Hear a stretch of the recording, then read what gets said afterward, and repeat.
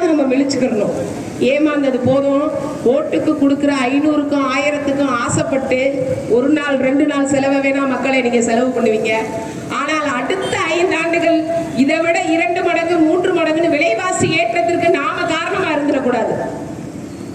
எல்லா துறையும் இன்னைக்கு வஞ்சிக்கப்படுது. கூலி வேலை பார்க்கறவங்கல இருந்து, ரிக்ஷா இருக்கிறவங்கல இருந்து, கைவண்டி இருக்கிறவங்கல இருந்து, பேராசிரியர்கள் இருந்து, காவல்துறை நண்பர்கள் இருந்து, அரசு ஊழியர்கள், மின்சார ஊழியர்கள், அனைத்து துறையும் அரசு வஞ்சிக்கிறது. எல்லா துறையுமே போராட்டம் நடத்துறாங்க. 2 நாள் நடத்துறாங்க, 3ஆவது நாள் வேற வழியே இல்லாம வேலைக்கு போயிடுறாங்க. சம்பளத்தை பிடிக்கிறோம், வேலையில இருந்து நீக்கம் செஞ்சிரும் அப்படின்னு. படிக்கிற மாணவர்களுக்கு இந்த அரசு என்ன திட்டம் கொடுக்குது? இங்க செங்கலை காமிக்கிறாங்க, இன்னும் வரல. எங்களை அவர் பல்ல காமிக்கிறேன்னு காமிக்கிறார். நாங்க கேட்கிறோம், அதிமுக அரசுல இருந்து எத்தனை எம்பிக்கள் பார்லிமெண்ட்டுக்கு போனாங்க?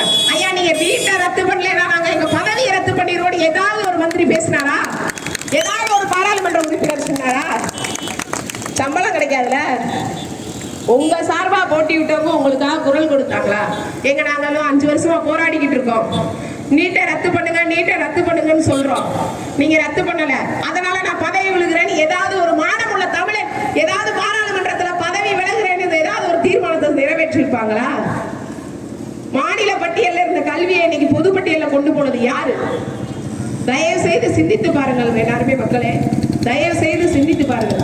எதற்காக ஒரு பொம்பளை பிள்ளை சுற்றிலும் அனைத்து பேரும் ஆண் வேட்பாளர்கள் இருக்கும் போது ஒரே பெண் புலியாக நாம் தமிழர் கட்சி சார்பாக நிக்கிறேனா? தயவு செய்து சிந்திச்சு பாருங்க. எதுக்காக இருக்கணும்? களத்துல நிக்கிறது பொம்பளை பிள்ளை.